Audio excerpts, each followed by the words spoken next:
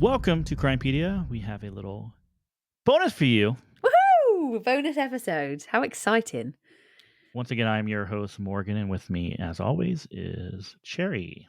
Yes, and we are following on from our episode this week, which was Morgan's episode. And it's the case of Amanda. How do you say her surname again? DeGuio. DeGuio. Okay, so it's Amanda DeGuio who went missing, and she's missing without a trace. If you listen back to the episode, you'll understand this one more. So make sure you listen to our previous episode about Amanda so that you'll understand this one. Yes, so I was lucky enough to speak with Kevin Ryan, who is the family private investigators of the DeGuio. So he has been on the case and investigating this case for numerous years now.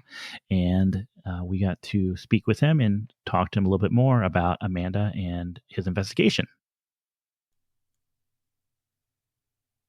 All right, I am being joined now by Kevin Ryan, who is a missing person investigator who was hired by the DeGuio family to look into the disappearance of Amanda.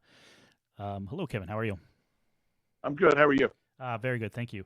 Can you tell tell our listeners a little bit about yourself and a little bit about your background? Sure. I'm a missing person investigator out of the Philadelphia area. I've been doing missing person investigations for approximately 10 years now. I've been an investigator itself for 23 years. I deal mostly with the families themselves, where law enforcement, both federal, local, and state officials will recommend my services as a missing person investigator to my families.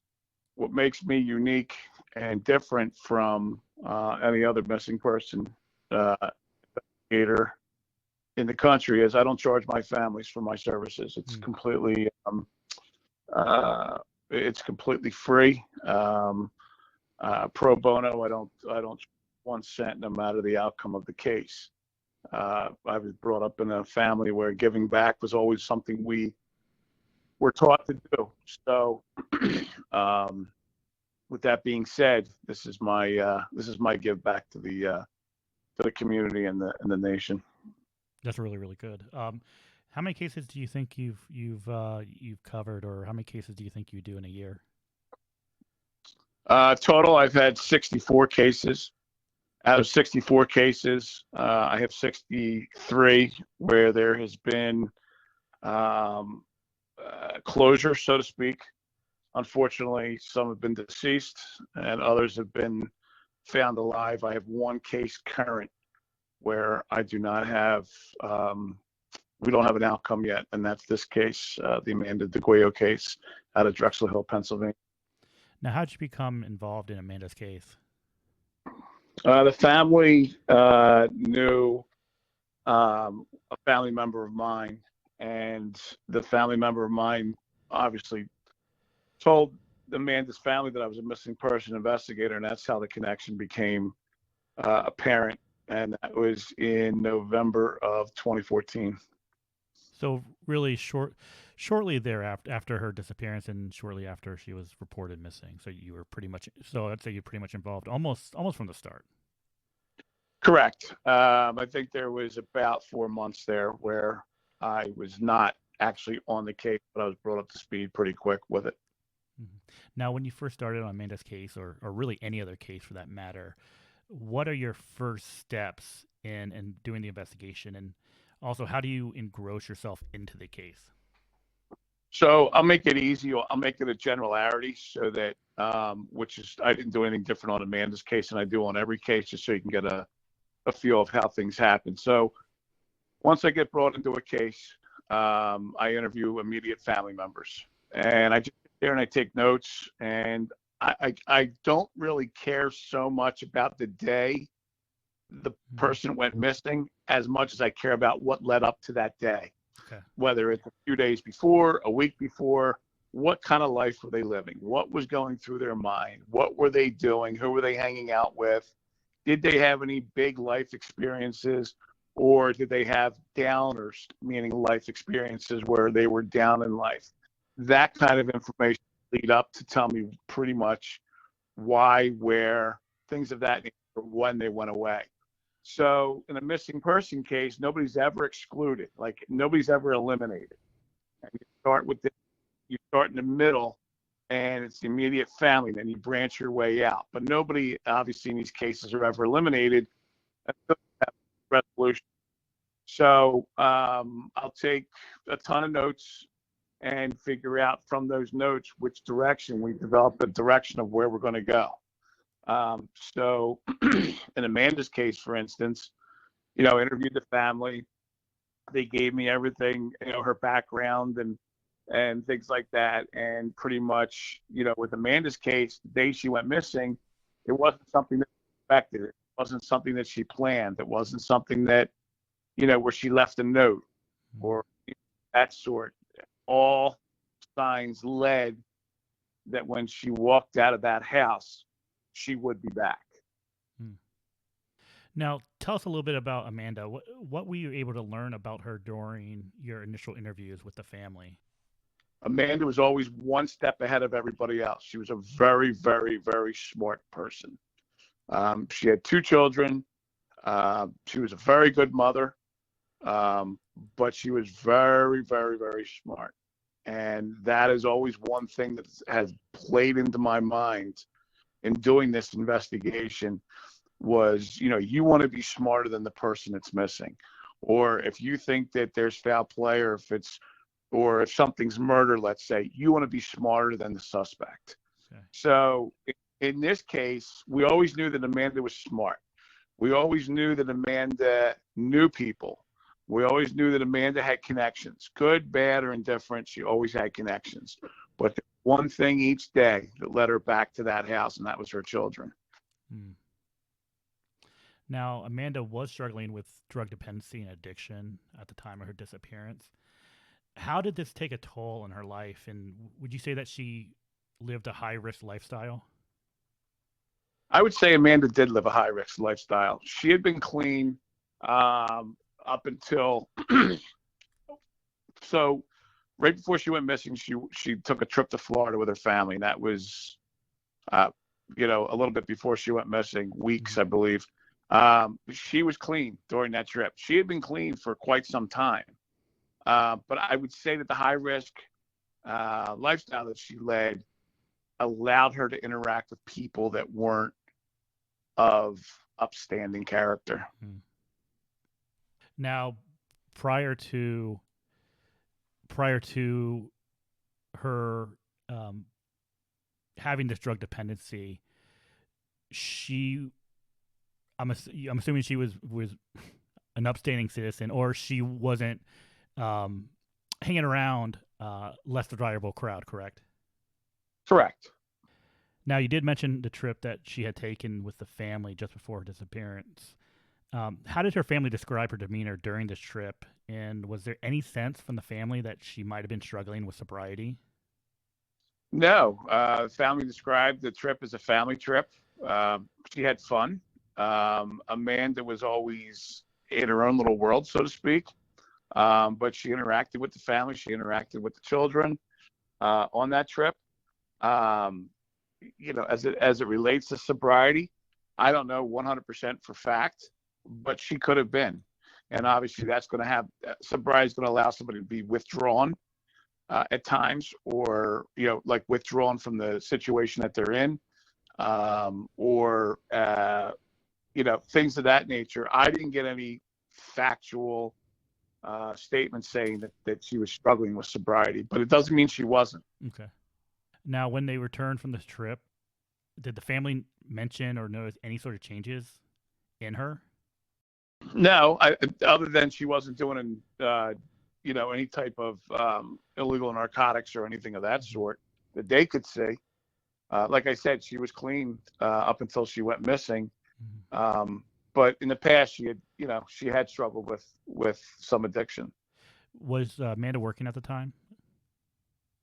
I don't believe so, because I knew she was taking care of the kids full time. Okay, so most of her days, would you say that she was taking care of the kids then? Yes. Okay. When Amanda was last seen by her mother, Joanne, on the morning of June 3rd, 2014, She was still in bed when Joanne left for work. Did she have any known plans for that day? No, nothing that we know of. It was, she left the house that day and never returned. Hmm. Where were her daughters at this time when she disappeared? I believe they were at daycare. I know they were not left in the house alone. Okay. Do you know if the girls were dropped off at daycare or were they picked up by anyone? I believe the mother dropped them off at daycare. Okay. All right. And then picked them up obviously later that day. Yeah. Now, how was the relationship between Amanda and her father's daughters? Both daughters had different fathers, correct? Yes. And So you're asking me the yeah, relation? how was the Amanda relationship and between Amanda and the daughter's fathers? well, obviously with they two different fathers, so they weren't together. I don't believe she was together with either of the fathers at the time officially. Mhm. I know that she saw them both. I know that she had interaction with both of them. I know that between the two of them at times things were I don't know what the best word to describe is, contested, um, arguing, things of that nature. Mm-hmm. But on a general basis, they had children together. So, she was a mother and she was the primary caregiver for both those children. Do you know if there were any known serious domestic disputes or issues between Amanda and either of the exes? She had domestic disputes with both of them over time, but known violent domestic disputes, that I don't know. Okay. And do you happen to know if either of the fathers had ever petitioned for full custody of the children? Yeah, I believe that one of the fathers had filed for custody of one of the children. Okay. But Amanda did have full parental rights and had full custody of both daughters at the time of her disappearance, correct? That's correct. And I believe that both fathers had supervised visits. Now, when Joanne returned home from work, she found the house empty. Now, did she find anything in the house that was amiss or that would have been a cause for any sort of concern? No, I think just that the fact that Amanda wasn't there. So that would have But been. it wasn't unlikely that Amanda went to a friend's house or something of the sort. But I know that Joanne didn't get a call or a text that day that Amanda was going out, leaving, or anything. Would it be out of the norm for Amanda not to at least tell her mother where she was going or if she was leaving the house? Wouldn't be out of the norm. I mean, Amanda was an adult at the time, so with mom working and kids at daycare, I don't think it would be out of the norm. Mm-hmm. It would be out of the norm if Amanda was going to go somewhere, stay overnight somewhere, where she couldn't take care of the children. Late, in the evening after school hours and things of that nature. But I don't think it would be out of the norm if she was going out during the day when kids were at daycare. Okay. Now you did mention that all indications point to the fact that when Amanda left the house, that it looked like she was going to come home. Correct. There was nothing left. There was nothing of the sort where clothes were taken or boxes were packed or anything like that. And so there was nothing that would indicate that she was planning to be away for a while. Correct. Okay. Now, when did Joanne realize that something was wrong and started to become concerned with the whereabouts of Amanda? Pretty quick. I don't know exactly how long into it. Like I said, Amanda was an adult, so. Mm-hmm. But I pretty quick because of the children living at the house, and Amanda was there every night for the kids. So, within 24 hours of her going missing, mom was, obviously wondering where she was, and trying to get a hold of her. Yeah. Amanda did leave most of her belongings at home, like you stated, but she did take her cell phone with her. That's correct. Was there any significant or unusual phone activity that day? So any issues with the cell phone, any issues with text messages and pings of that nature, that's part of the investigation. I cannot go into that. Okay. Because as there's been some developments recently. Yes. So just can't go into all that intricate part of the investigation because I do have to protect the integrity of it. Absolutely. But there were possibly some pings and possibly some sort of normal activity or some sort of phone activity. Correct. At some point that day. Yep. And when I know Joanne had tried to contact Amanda several times throughout the day, she never spoke to Amanda after she left, right? After Joanne left the house that morning, she never spoke to Amanda at all? That's correct. Now, when Joanne was unable to get a hold of Amanda, did she make any attempts to search for her? Or did she speak with anyone that Amanda was known to have contact with or spent time with on a regular basis? So she did. She phone calls to associates and friends that she had. Amanda's sister contacted friends that she had. Amanda's sister enlisted the help of a detective from Upper Darby Police for quite a few weeks prior to reporting her missing. And it was at that point that after an exhaustive effort trying to find her, the detective told the family that they needed to file a missing persons case. And from those early searches and contacts, there was nothing that came out of those, or no possible leads?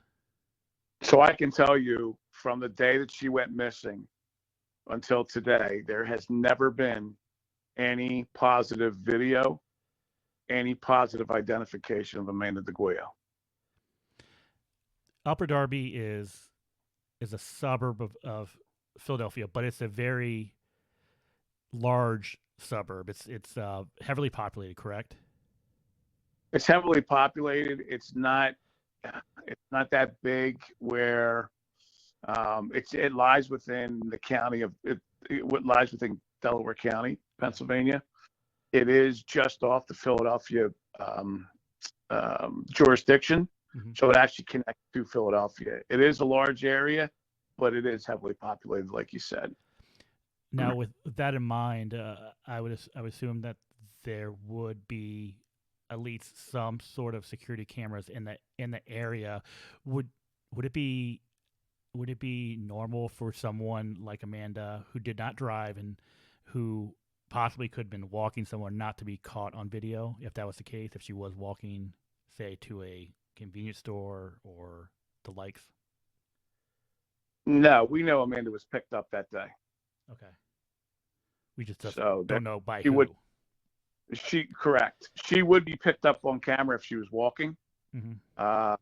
You'd really have to hide yourself to not be picked up. Forget Upper Darby for a minute. No matter where you go today, there's a digital footprint, and there's also, a camera footprint.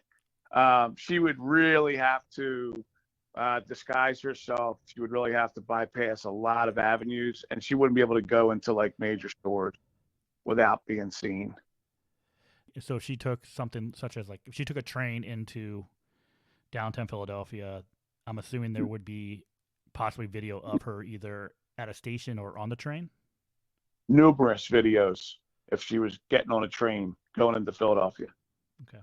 Not only at the stops, but leading to the stops, then on the train, and then getting off the stop. And then once you start walking around that area, wherever she would have gone in Philadelphia. It's really hard to imagine someone in Philadelphia not being caught on camera anywhere. That's, somewhere. So it's absolutely crazy to me to think that there's nothing out there with her on it. Let me tell you, this is, and I've described this in many other. This is like a bird came and picked this girl up off the ground, and just took her somewhere and dropped her. Nowhere to be. That's exactly what this leads to. And with missing person cases, there's 1% of people that go missing that are loners that will never ever be found. She does not that bill. Yeah. She knew everybody. Everybody knew her. Now, if she didn't have a friend, she had an acquaintance. If she didn't have an acquaintance, she knew a family member.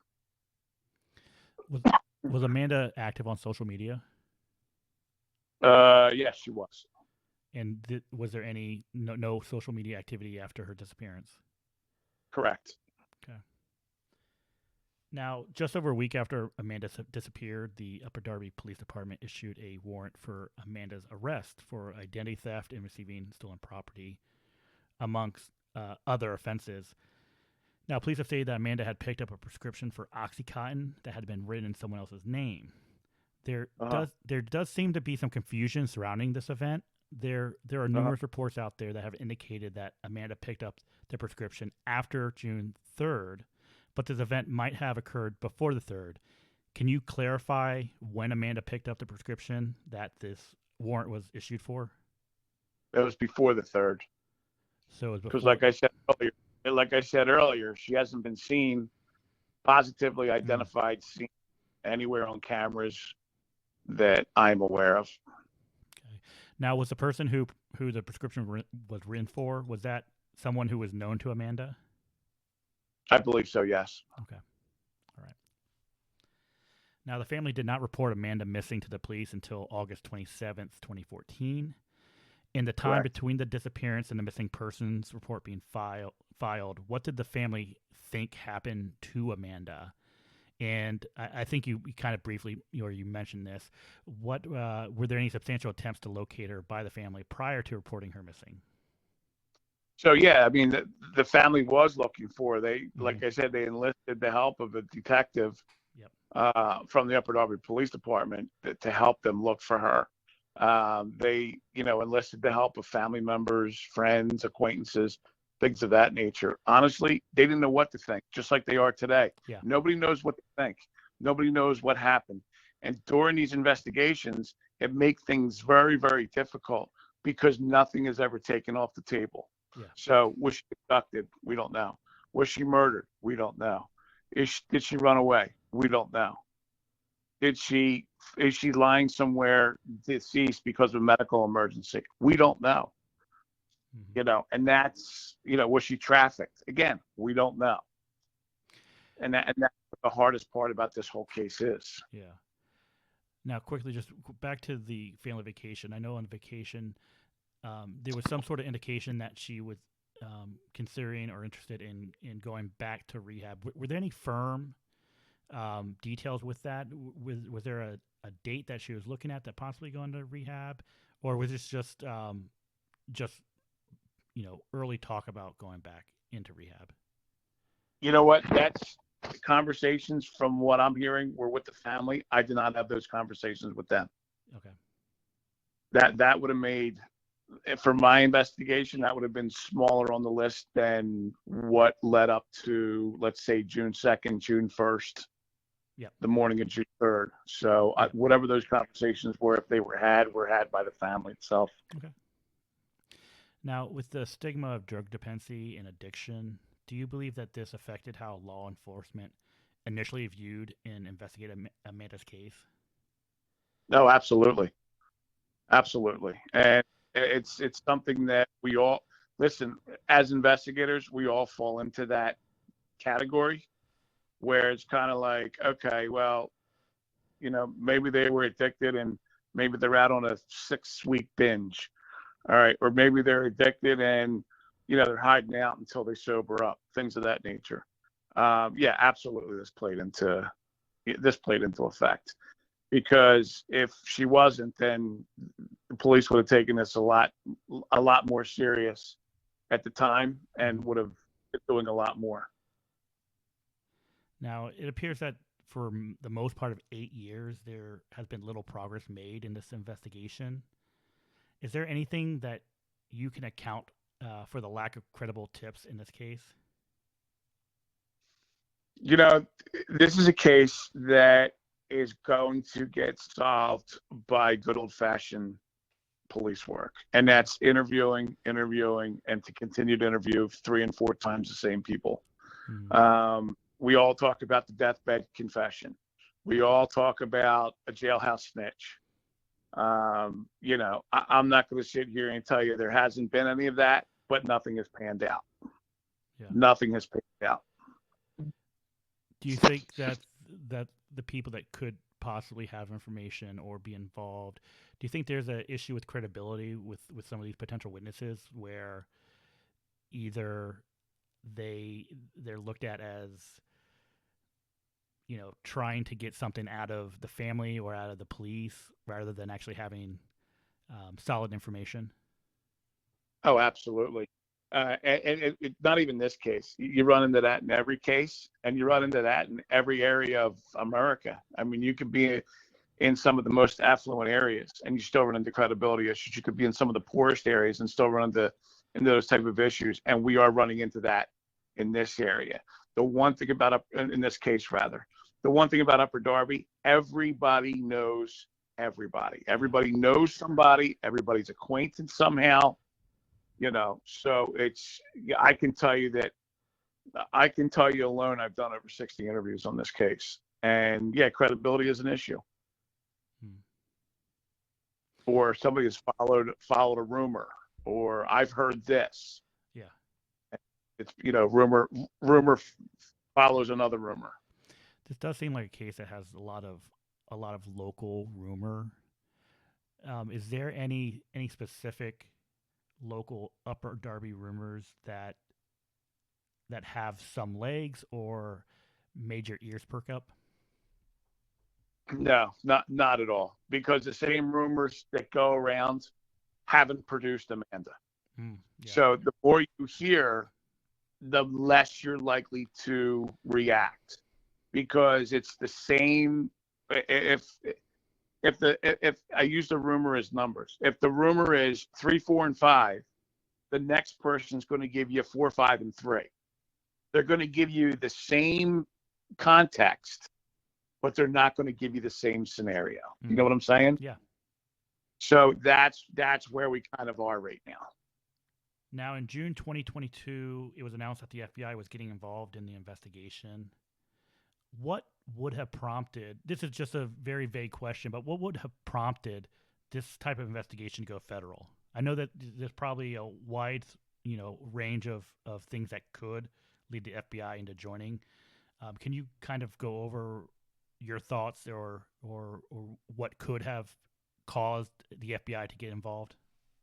Sure. We're 8 years into this. This girl's missed 8 years of Christmases, birthdays, things of that nature. Mm-hmm. It gets to a point where people start getting frustrated.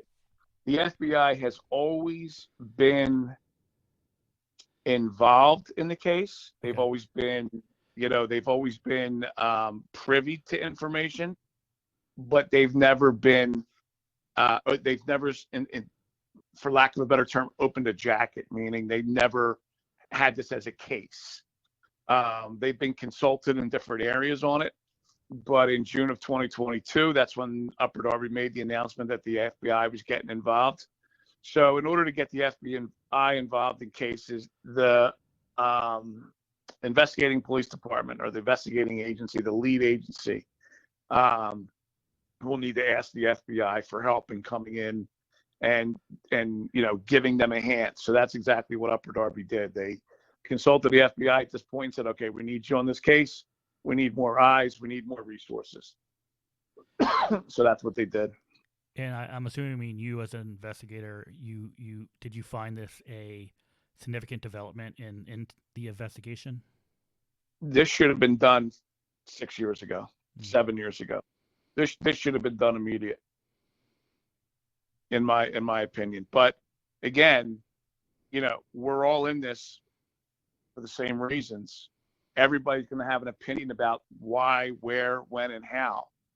But something like this, when you're going into a year without any positive identification, without any type of activity, without any type of credible lead or phone call from anybody, it's now time to get other resources involved and get every resource you can that's willing to help in this case, no matter what.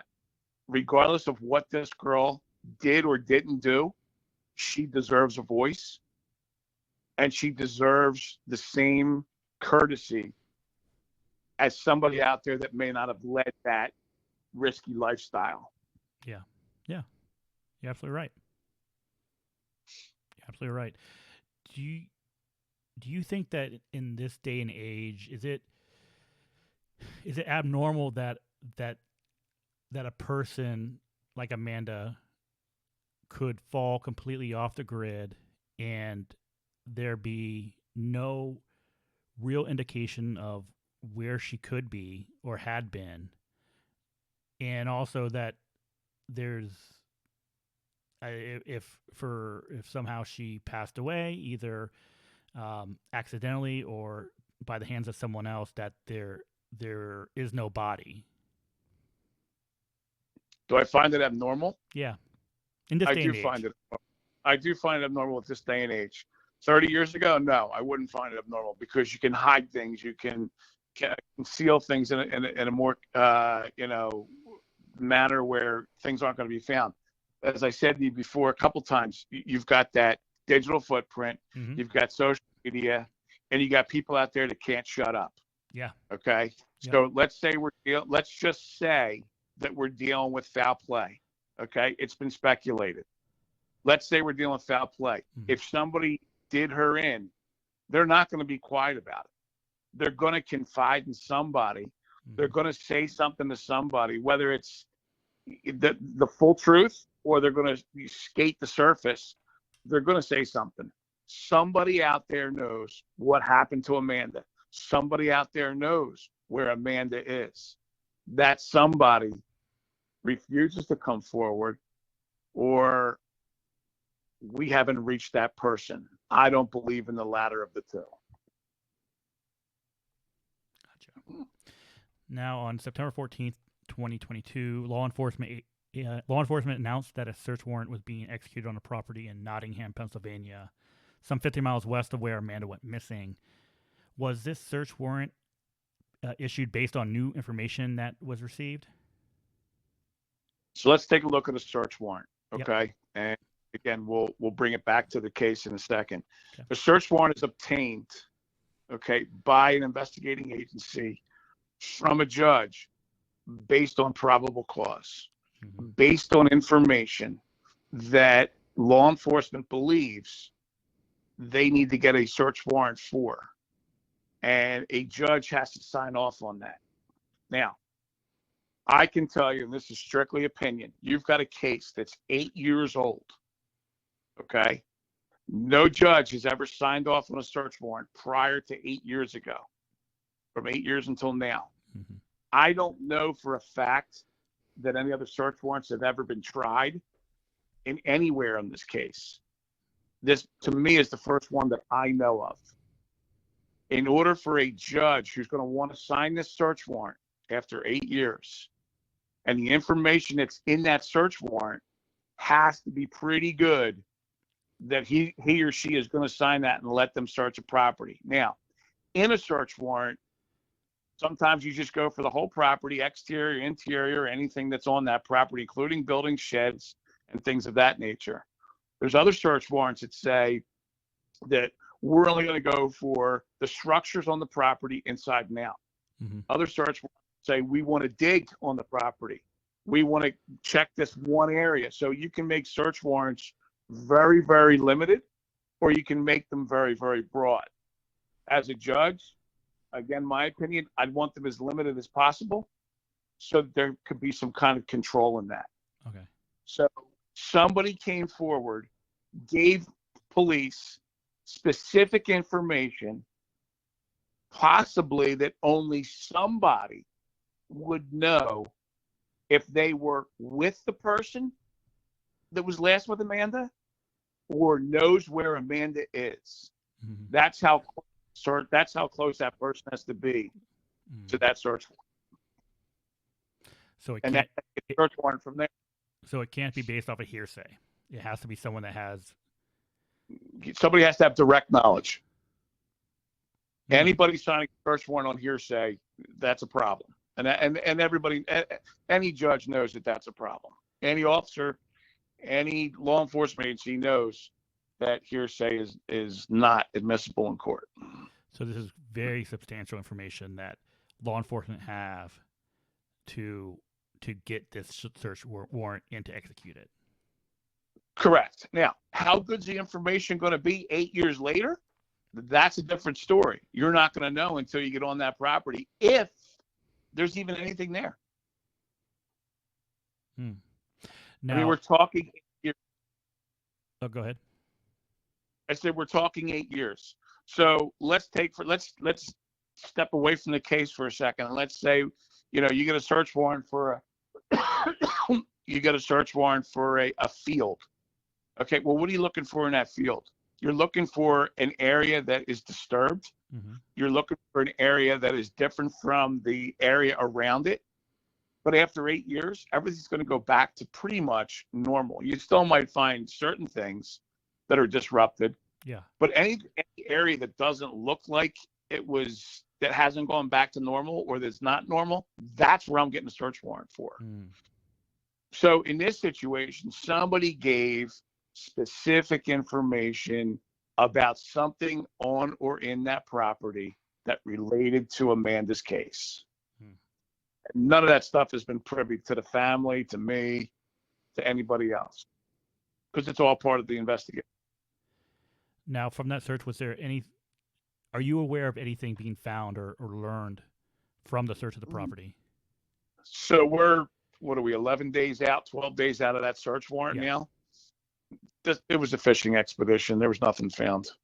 If there was, it hasn't been divulged to the family.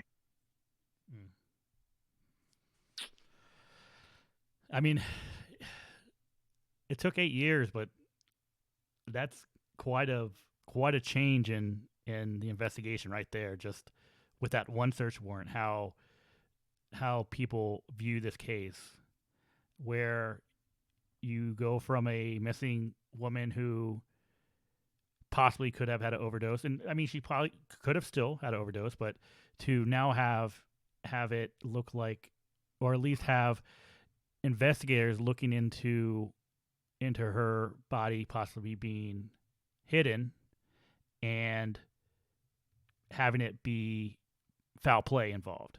So that's to me, I think that's a huge change in the focus of this investigation. Do you get the same sense? And you're 100% correct. You could not have said it any better. And I will tell you that search a couple weeks ago was the single-handed most visible activity on this case in 8 years. Now, with that being said, let's go back to the family for a second. Let's go back to when the family got the phone call saying that we've got a search warrant for this property. Yeah. Now, you've got emotions that are so high right now. Oh my gosh, they're going to find Amanda. They're going to find my daughter. They're going to find her remains. Okay? They're going to find something to, oh my God, is she really deceased? Like, you go through these raw emotions that I had to go through with this family, and I would not have wanted to be anywhere else that day. Yeah. But now we're 12 days into this, and there's no body. There's no evidence that can help bring closure to this family. Now, there's been search warrants that have been executed where the information's been good, and there's nothing in there. Okay, so let's take a look. Let's take a look at maybe now why evidence gets moved, things get disturbed, things of that nature. I don't think we're dealing with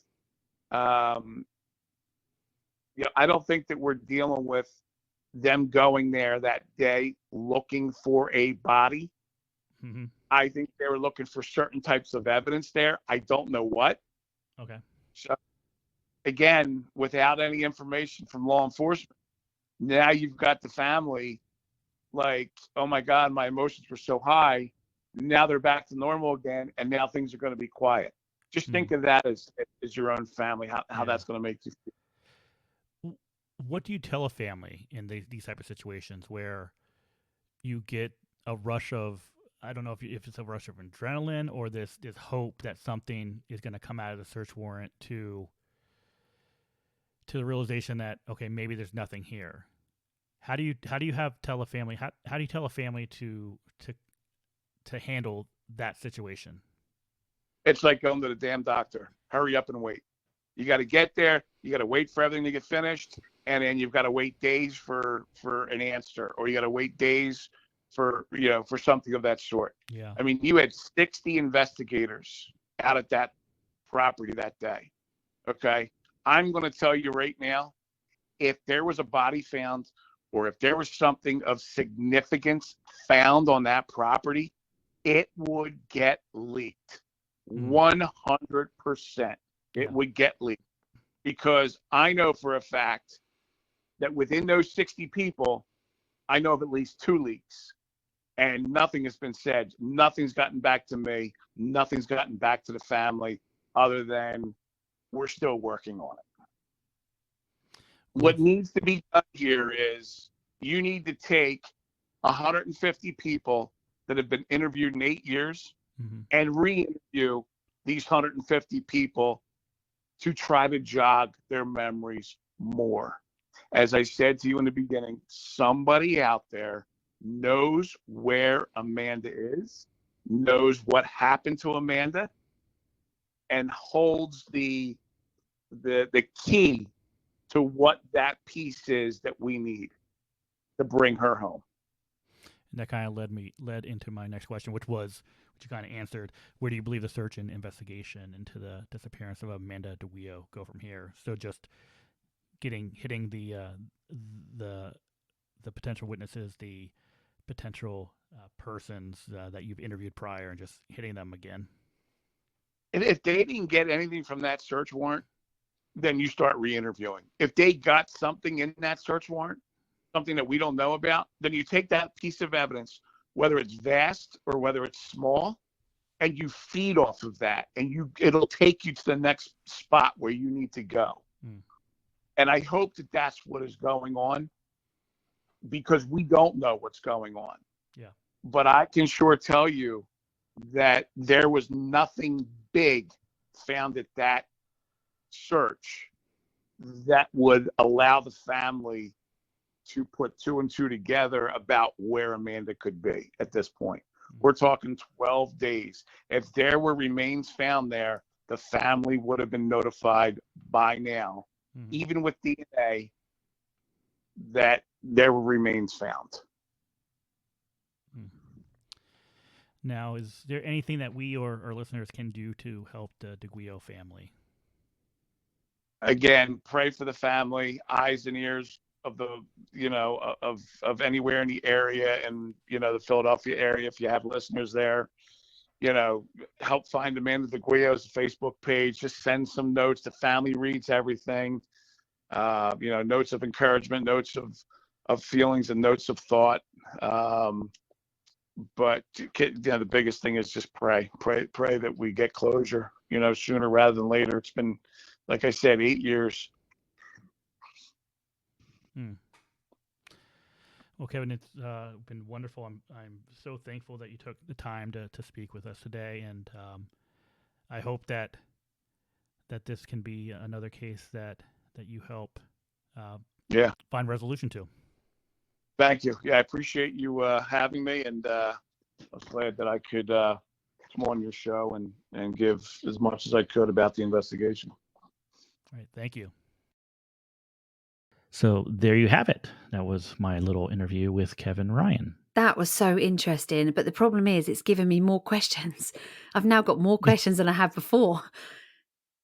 It always seems that way, right? The more you dive into a case, the more questions you have. Yeah, that's right.